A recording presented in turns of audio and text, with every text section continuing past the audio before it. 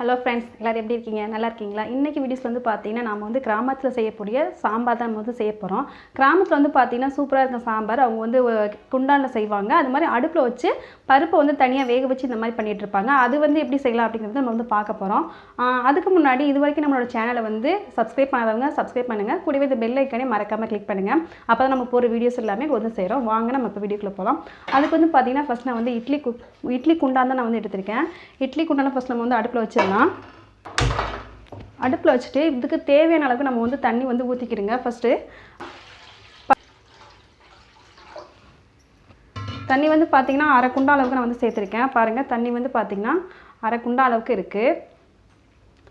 இது வந்து தண்ணி வந்து ஃபஸ்ட்டு வந்து நம்ம நல்லா வந்து கொதிச்சு வரட்டும். கொதிச்சு வந்ததுக்கப்புறமா நம்ம வந்து பருப்பு போட்டுக்கலாம். அதுக்கு முன்னாடி நான் வந்து என்ன பண்ணிக்கிறேன்னா பருப்பை வந்து நல்லா ஊற வச்சு எடுத்துட்டேன். நம்ம வந்து அடுப்பிலே செய்கிறதுனால குக்கரில் போட்டால் நமக்கு வந்து சீக்கிரமாக வெந்துடும். இதே நம்ம வந்து குண்டாவில் செய்கிற மாதிரி இருந்தால் நம்ம வந்து பருப்பை வந்து ஊற போட்டுட்டோம்னா சீக்கிரமாக நமக்கு வந்து வெந்துடும். அதனால் வந்து பருப்பை ஊற வச்சுட்டேன். 2 அலசி கீழே ஊற்றிக்கலாம். அதுக்கப்புறம் நம்ம வந்து ஊற வச்சு எடுத்துக்கலாம்.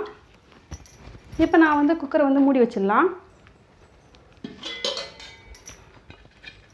இது போட்டு நல்லா தண்ணி கொதிச்சதுக்கப்புறமா பருப்பை போடுங்க. அப்போ தான் நமக்கு சீக்கிரமாக வேகும். தண்ணி லைட்டாக கொதிச்சு வரட்டும். அதுக்கப்புறம் வந்து பார்த்திங்கன்னா நமக்கு வந்து தக்காளி ஒன்று எடுத்திருக்கேன். இதில் போடுறதுக்கு வந்து பார்த்திங்கன்னா தக்காளி வந்து 3 தக்காளி எடுத்திருக்கேன். அது கூடவே வெங்காயம் வந்து பார்த்திங்கன்னா 3 வெங்காயம் எடுத்திருக்கேன். இதை நம்ம வந்து அலசிட்டு நம்ம கட் பண்ணி எடுத்துக்கலாம். தண்ணி ஊற்றியாச்சு. இதை வந்து நம்ம வந்து அலசி எடுத்துக்கலாம். தக்காளி வந்து பார்த்துங்க, நல்லா பழுத்த தக்காளியாக இருந்தால் பழுத்த தக்காளி நல்லாயிருக்கும் சமைக்கிறதுக்கு. கொஞ்சம் காயெலாம் வந்து இந்த டைமில் வந்து மழை டைம் அப்படிங்கிற போது நமக்கு வந்து எந்த தக்காளி கொஞ்சம் ஓரளவுக்கு அழுங்கிருக்கு அப்படிங்கிற மாதிரி பார்த்து யூஸ் பண்ணிக்கிறேங்க. ஏன்னா நம்ம வந்து அழுங்குற தக்காளி ஓரளவுக்கு எடுத்துட்டோம்னா கொஞ்சம் ரொம்ப அழுங்குறது இல்லை, கொஞ்சம் கொலன்னு இருக்க தக்காளி நம்ம எடுத்து யூஸ் பண்ணிக்கலாம். இந்த மாதிரி இருக்குது பார்த்தீங்களா, இந்த மாதிரி இருக்க தக்காளி நம்ம வந்து யூஸ் பண்ணிக்கலாம். நல்லா இருக்க தக்காளியை நம்ம வந்து அடுத்தடுத்து யூஸ் பண்ணிக்கலாம். அதனால் ஓரளவுக்கு தக்காளி வெங்காயம் எல்லாமே, ஏன்னா இந்த டைம் மழை டைம்ங்கிறதுனால அதிகமாக தக்காளி எல்லாமே வேஸ்ட் ஆகிட்டுருக்கு. அது மட்டும் இல்லை, இப்போ தக்காளியோட ரேட்டு வந்து நமக்கு வந்து அதிகமாகிடுச்சு. 1 கிலோவே 100 ரூபா வைக்கிறாங்க. அதனால நம்ம வந்து தக்காளிலாம் ஓரளவுக்கு பார்த்து யூஸ் பண்ணுங்கள்.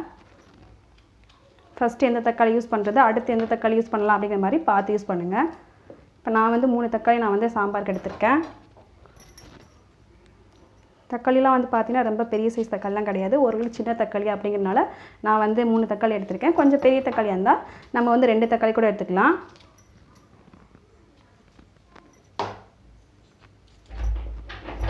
அது கூடவே நான் வந்து பார்த்திங்கன்னா 3 வெங்காயம் எடுத்திருக்கேன். அதுவும் பார்த்திங்கன்னா சின்ன சைஸ் வெங்காயம் தான்.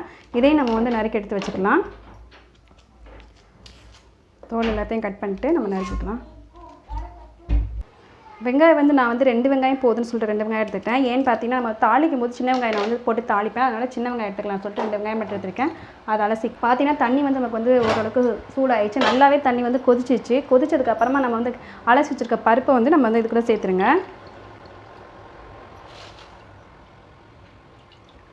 தண்ணியை வடிச்சிட்டு ஃபுல்லாக எல்லா தண்ணியும் நல்லா வடிச்சிட்டு நம்ம பருப்பை சேர்த்துக்கலாம்.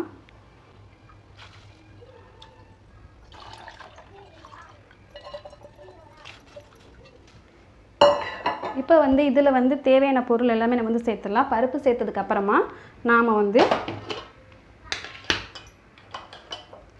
சீரகம் வந்து 1 ஸ்பூன் அளவுக்கு நான் சேர்க்குறேன். அது கூடவே சோம்பும் வந்து 1 ஸ்பூன் அளவுக்கு நான் வந்து சேர்த்துக்கிறேன். மஞ்சள்தூள் வந்து 1 சிட்டிகை சேர்த்துக்கிறேங்க. அதுக்கப்புறமா வெந்தயம் வந்து 1/2 ஸ்பூன் அளவுக்கு, இந்த ஸ்பூனில் நான் வந்து 1/2 ஸ்பூன் சேர்க்குறேன். ஸ்பூன் வந்து பார்த்திங்கன்னா ரொம்ப சின்னது தான், பெருசெல்லாம் கிடையாது. நான் இதில் தான் சேர்க்குறேன்.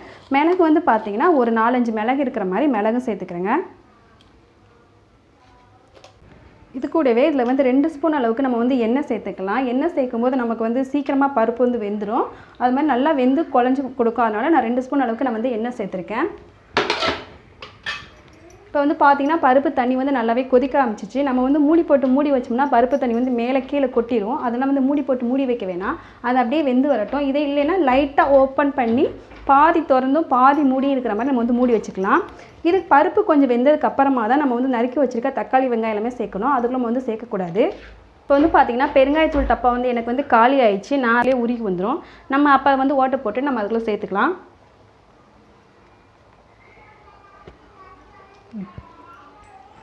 இப்போ பாருங்கள், ஃபுல்லாக நல்லாவே உள்ளே போயிடுச்சிங்களா. இப்போ நம்ம எடுத்துட்டோம்னா பெருங்காயத்தூள் டப்பால் நல்லா ஓட்டை விழுந்துருச்சு. இப்போ நம்ம இதுலேயும் பெருங்காயம் சேர்த்துக்கலாம். சேர்த்துட்டு இது நல்லா கொதின வெங்காயம் அப்படிங்கிறனால 4ஆக கட் பண்ணியிருக்கேன். இதே பெரிய வெங்காயமாக இருந்தால் நம்ம வந்து சின்ன சின்ன பீஸாக கட் பண்ணி எடுத்துக்கலாம். இது கூடவே 2 பச்சை மிளகாய் நம்ம வந்து ஆட் பண்ணிக்கலாம். வந்து காய்கறி வந்து பார்த்திங்கன்னா நான் வந்து வேறு எந்த காய்கறியுமே எடுக்கவே இல்லை. 4 கத்திரிக்காய் எடுத்திருக்கேன், ஒரு முருங்கைக்காய் வாங்கியிருக்கேன். முருங்கைக்காயும் கத்திரிக்காய் மட்டும்தான் போட்டு சாம்பார் வைக்க போகிறோம். இந்த 2 காய் மட்டுமே போட்டு வச்சாலே சாம்பார் ரொம்ப சூப்பராக இருக்கும். கத்திரிக்காய் வந்து நம்ம லாஸ்ட்டில் கட் பண்ணிக்கலாம். அதனால் கத்திரிக்காய் வந்து கட் பண்ணுங்கிற அவசியம் கிடையாது. நம்ம முருங்கைக்காயை மட்டும் கொஞ்சம் ஓரளவுக்கு சின்ன சின்ன பீஸாக நம்ம வந்து கட் பண்ணி எடுத்துக்குவோம். எல்லாத்தையுமே நம்ம வந்து பருப்புலேயே சேர்த்து போட்டு தான் வேக வைக்க போகிறோம். தனித்தனியாக வேக வைக்க போகிறது கிடையாது. இதே குக்கரில் வச்சோம்னா நம்ம வந்து காய்கறி வந்து தனியாக வேக வச்சுட்டு பருப்பு வந்து அதில் கொட்டுற மாதிரி இருக்கும்.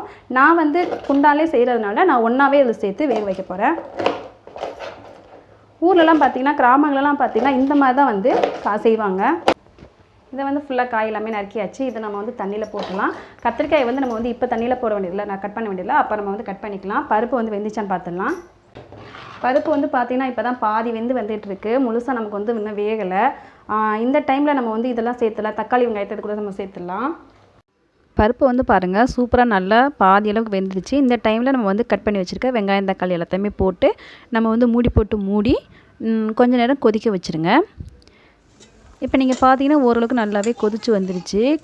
அந்த பருப்பு வந்து பாருங்கள் ஓரளவுக்கு நல்லா வெந்துருச்சு. இந்த டைமில் நாம் வந்து நறுக்கி வச்சுருக்க கத்திரிக்காயும் சரி முருங்கைக்காயும் சரி 2 காயுமே நம்ம வந்து அது கூடவே சேர்த்துடலாம்.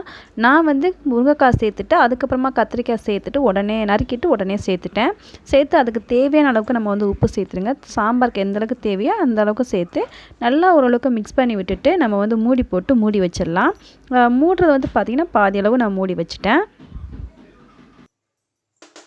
இப்போ நீங்கள் வந்து பார்த்தீங்கன்னா சாம்பார் கிழமை நல்லா கொதிச்சிச்சு. நம்ம காய்கறியும் போட்டுட்டோம். காய்கறி வந்து கொஞ்சம் வேகட்டும். அதுக்கப்புறமா நம்ம வந்து காய்கறி வேகிறதுக்கப்புறமா நம்ம வந்து நல்லா வெந்ததுக்கப்புறமா வந்து நம்ம வந்து புளி சேர்த்துக்கலாம். புளி வந்து பார்த்திங்கன்னா ரொம்ப எடுக்காதீங்க. சும்மா ஒரு நெல்லிக்காய் சைஸ் தான் எடுத்திருக்கேன். நம்ம வந்து தக்காளி நிறையா சேர்த்துருக்கோம். புளி நிறையா சேர்த்துட்டு நமக்கு வந்து புளிப்பு மாதிரி ஆயிரும். அதனால நான் கம்மியாக சேர்த்துருக்கேன். அது கூட சேர்த்துட்டு நம்ம வந்து ஊற வச்சிடலாம். இதை வந்து முன்னாடியே ஊற வச்சுருந்தா நல்லா இருந்திருக்கும். நம்ம வந்து லேட்டாக தான் ஊற வைக்கிறோம் லாஸ்ட் டைமில். நீங்கள் வந்து ஃபஸ்ட்டு நீங்கள் ஒரு ஊற வச்சிட்டிங்கன்னா நல்லா ஊறி வந்திருக்கும். காய் வந்து அரை வேக்காடு வெந்ததுக்கப்புறமா நம்ம வந்து மிளகாத்தூள் மல்லித்தூள் சேர்த்துக்கலாம். அதுக்கு நான் வந்து வீட்டில் அரைச்ச மிளகாத்தூளும் வீட்டில் அரைச்ச மல்லித்தூள் தான் எடுத்திருக்கேன். இதையும் நம்ம வந்து அது கூடவே சேர்த்துலாம். காய் வந்து அரை வேக்காடு வெந்ததுக்கப்புறமா சேர்த்துக்கலாம். அது மாதிரி சாம்பார் பொடி நான் வந்து சேர்த்து வைக்கல. இன்னொரு நாள் சாம்பார் பொடி வச்சு வைக்கிறது எப்படின்னு சொல்லிட்டு நம்ம இன்னொரு நாள் பார்க்கலாம். இன்றைக்கி நம்ம வீட்டில் அரைச்சது மட்டும் வச்சு செஞ்சு பார்க்கலாம் எப்படி இருக்குங்கிறத. இப்போ சாம்பார் வந்து பார்த்திங்கன்னா நல்லா கொதிச்சு வந்துகிட்டே இருக்குது. கத்திரிக்காயும் சரி முருங்கைக்காயும் சரி வேகிறதுக்கு வந்து நிறைய நேரம் எடுத்துக்காது. சீக்கிரமாகவே நமக்கு வந்து வெந்துடும். பருப்பு நமக்கு நல்லாவே குழஞ்சி வந்துருச்சு. அரை வேக்கடலுக்கு வந்ததுக்கப்புறமா நான் சொன்ன மாதிரி நம்ம வந்து இது சேர்த்துக்கலாம். மிளகாத்தூள் மல்லித்தூள் சேர்த்துக்கலாம். இப்போ ஓரளவுக்கு வெந்ததுக்கப்புறம் சேர்த்துக்கலாம். நம்ம வந்து காரத்துக்கு வந்து பச்சை மிளகா சேர்த்துருக்கோம். நான் ஒரு மிளகா அது மாதிரி நம்ம தாளிக்கிறதுக்கு வந்து ஒரு காஞ்ச மிளகா சேர்த்துக்கலாம். அதனால நான் வந்து மிளகாத்தூள் மல்லித்தூள் எல்லாமே நிறைய சேர்க்கல. சும்மா லைட்டாக அரை ஸ்பூன் அளவுக்கு. இந்த ஸ்பூனில் இது வந்து சின்ன ஸ்பூன்லாம் கிடையாது. இது வந்து கொஞ்சம் ஓரளவுக்கு நல்லா பெரிய ஸ்பூனு தான். பாருங்கள் அதோட ஆழமே நல்லா பெருசு தான். அதனால் இதில் வந்து அரை ஸ்பூன் அளவுக்கு நான் வந்து சேர்த்துக்கிறேன். நம்ம வந்து சாம்பாருக்கு வந்து எப்போவுமே மருந்துக்கு அதிகமாக சேர்த்துக்கலாம். மல்லித்தூள் வந்து நம்ம வந்து கொஞ்சம் கம்மியாக சேர்த்துக்கலாம். சேர்த்துட்டு இதையும் நம்ம வந்து லைட்டாக மிக்ஸ் பண்ணி விட்டுருங்க. அந்த ஸ்மெல் எல்லாமே ஓரளவுக்கு போகிற அளவுக்கு நம்ம மிக்ஸ் பண்ணி எடுத்துடலாம். ஓகே, இப்போ வந்து ஓரளவுக்கு லைட்டாக கொஞ்சம் நேரம் கொதிச்சு வரட்டும். ஏன்னு பார்த்தீங்கன்னா அந்த ஸ்மெல் எல்லாமே இல்லாத அளவுக்கு நமக்கு வந்து கொதிச்சு வரட்டும். அது வரைக்கும் நம்ம வந்து அடுப்பில் வச்சுக்கலாம். ஊற வச்ச புளி வந்து நல்லா கரைச்சி எடுத்துகிட்டு நம்ம வந்து அது கூடவே சேர்த்துடலாம். இப்போ வந்து நாம் புளியெல்லாம் சேர்த்து நல்லா கொதிக்க வச்சுட்டு தனியாக நான் இறக்கிட்டு இப்போ நம்ம வந்து தாளித்து ஊற்றிடலாம். தாளிக்கிறதுக்கு வந்து பார்த்திங்கன்னா ஒரு கடாய் வச்சுட்டு அதில் வந்து 3 ஸ்பூன் அளவுக்கு நான் வந்து எண்ணெய் சேர்த்துருக்கேன். எண்ணெய் காஞ்சதுக்கப்புறமா 1 ஸ்பூன் அளவுக்கு கடுகு சேர்த்துக்கிறேங்க. கடுகு வந்து வெடித்ததுக்கப்புறமா அரை ஸ்பூன் அளவுக்கு நான் வந்து சீரகம் சேர்த்துருக்கேன். இதுவும் லைட்டாக வெடிஞ்சதுக்கப்புறமா காஞ்ச மிளகா வந்து 1 சேர்த்துருங்க. சின்ன வெங்காயத்தை வந்து நல்லா நீளமாக நறுக்கி எடுத்திருக்கேன். அதையும் நம்ம வந்து அது கூடவே சேர்த்துருங்க. ஒரு 10 சின்ன வெங்காயம். அதுக்கப்புறமா கருவேப்பிலை வந்து ஒரு கொத்து சேர்த்துருக்கேன். சேர்த்துட்டு நல்லா நம்ம வந்து லைட்டாக வதக்கி எடுத்துடலாம். ஓரளவுக்கு நல்லா வதங்கினதுக்கப்புறமா நம்ம ரெடி பண்ணி வச்சுருக்க சாம்பாரில் நம்ம தாளித்த பொருளை சேர்த்துருங்க. இப்போ பார்த்தீங்கன்னா நமக்கு வந்து சாம்பார் வந்து சூப்பராக ரெடி ஆயிடுச்சு. நீங்களும் இந்த மாதிரி சாம்பார் செஞ்சு பாருங்கள். அவ்வளோ ஒரு சூப்பராக இருக்குது. இந்த சாம்பாரை சாப்பிடும்போது எனக்கு எங்கள் வீட்டில் எங்கள் அம்மா சமைச்சு சாப்பிட்ற டேஸ்ட்டு வந்து எனக்கு கண்டிப்பாக கிடச்சிச்சு. அந்த ஊரில் செய்கிற சாம்பாரோட டேஸ்ட்டு வந்து கண்டிப்பாக கிடைக்கிது. நீங்களும் ட்ரை பண்ணி பார்த்துட்டு எப்படி இருந்துச்சு அப்படின்னா கண்டிப்பாக எனக்கு வந்து கமெண்ட்டில் வந்து எழுதி அனுப்புங்க. இந்த வீடியோஸ் பிடிச்சிருந்துச்சின்னா இது வரைக்கும் என்னோடய சேனலை வந்து சப்ஸ்கிரைப் பண்ணாதவங்க சப்ஸ்கிரைப் பண்ணுங்கள். கூடவே இந்த பெல் ஐக்கானே மறக்காமல் கிளிக் பண்ணுங்கள். Thank you for watching.